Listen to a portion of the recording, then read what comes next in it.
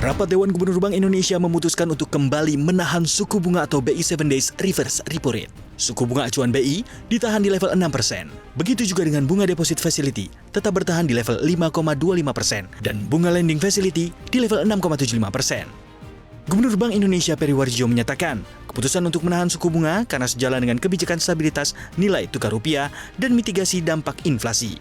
Bank Sentral meyakini suku bunga 6% sanggup menjaga inflasi inti tetap berada di kisaran 2 hingga 4% di akhir 2023. Peri menambahkan, meski di tengah ketidakpastian global, BI tetap yakin ekonomi Indonesia tetap kuat, didukung oleh permintaan domestik. Bank Indonesia memperkirakan ekonomi Indonesia pada tahun ini akan tumbuh di rentan 4,5 hingga 5,3%.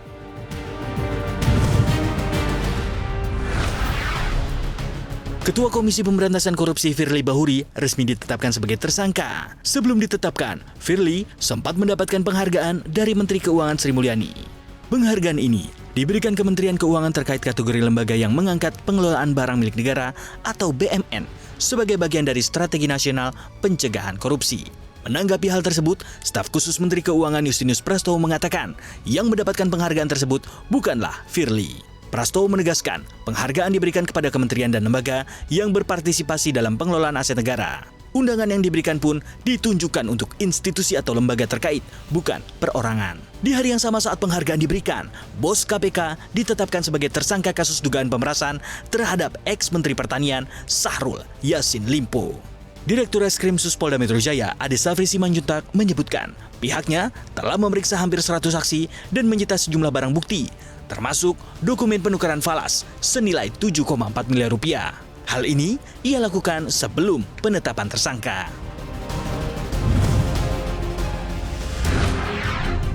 Kabar baik untuk yang punya kredit macet.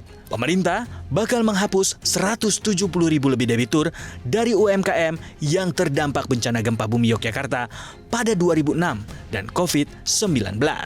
Menteri Koperasi dan UKM Teten Masduki mengungkapkan, hal ini sudah masuk dalam usulan rapat kabinet. Total akumulasi outstanding piutang sebesar 10,96 triliun rupiah. Angka tersebut terdiri atas 11 debitur terdampak bencana 2006 dengan total outstanding 30,21 miliar rupiah. Besaran tersebut berasal dari data temuan BRI dan BPD Daerah Istimewa Yogyakarta. Kemudian sisanya dari UMKM terdampak COVID-19 dengan total debitur mencapai 170.561 debitur dengan total outstanding sebesar 10,93 triliun rupiah. Adapun data tersebut berasal dari temuan 13 bank, di antaranya BRI, Mandiri, BNI, dan sejumlah bank-bank daerah.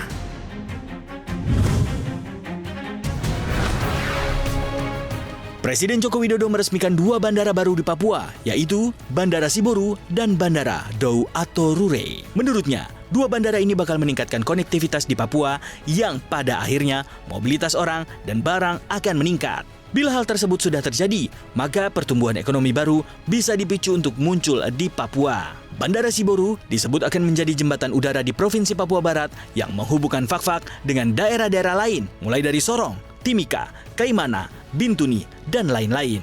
Sementara, Bandara Dau Ato Rure yang berada di Provinsi Papua Tengah juga akan menghubungkan Nabire dengan beberapa kota di Papua seperti Timika, Manokwari, dan Jayapura.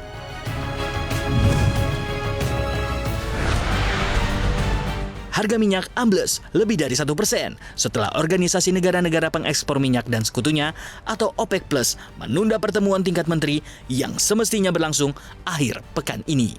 Minyak mentah berjangka Brent turun 1% menjadi 81,11 dolar Amerika Serikat per barrel. Sedangkan minyak mentah berjangka West Texas Intermediate atau WTI drop 1% ke level 76 dolar Amerika Serikat per barrel. Perdagangan diperkirakan akan tetap sepi karena libur Thanksgiving di negeri Paman Sam. OPEC Plus tiba-tiba saja menunda pertemuan dari 26 November ke 30 November mendatang. Jelang pertemuan, para produsen kesulitan untuk menyepakati tingkat produksi dan kemungkinan pengurangan produksi.